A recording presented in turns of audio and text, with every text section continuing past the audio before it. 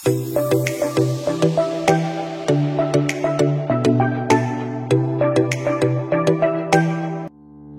আলাইকুম বন্ধুরা, সবাই কেমন আছেন? আশা করি সকলে অনেক অনেক ভালো আছেন।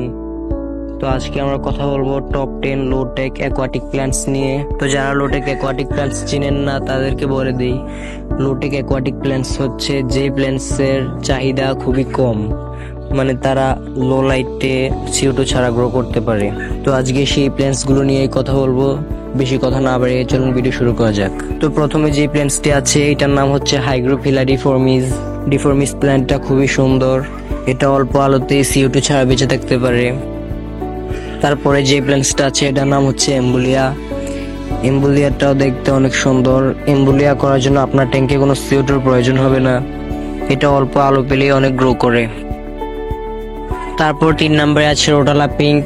রোটালা পিঙ্ক একটি লোটেক প্লান্টস হলেও এটার প্রপার কালার আনতে ভালো লাইট ও CO2 প্রয়োজন হয়। CO2 ছাড়া এটার পাতাগুলো সবুজ রঙের হয়ে থাকে এবং ভালো লাইট ও CO2 পড়লে এটার পাতাগুলো গোলাপি রং ধারণ করে।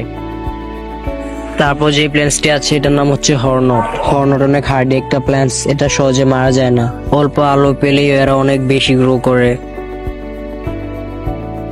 তারপর যে প্ল্যান্টসটি আছে এটার নাম হচ্ছে ডেন্সা।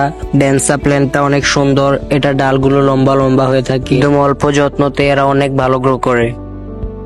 তারপর যে প্ল্যান্টসটা আছে এটার নাম হচ্ছে হাইগ্রোফিলা পলিশফার্মা। এই প্ল্যান্টসটা আমার খুবই প্রিয় একটা প্ল্যান্টস, এটা অল্প আলোতে এবং CO2 ছাড়াই বেঁচে থাকে।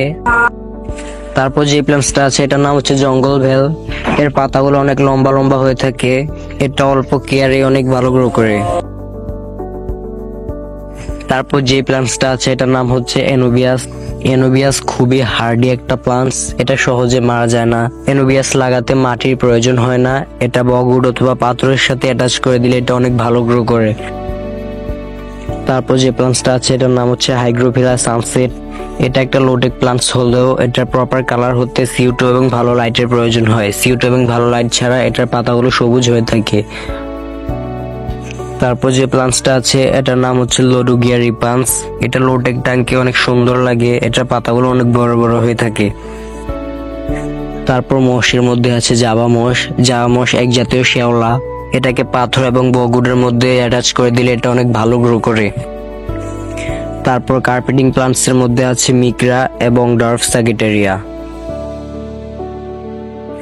তারপর ফ্লোটিং প্ল্যান্টস এর মধ্যে আছে ফ্রগবিট এবং ডাকউইড।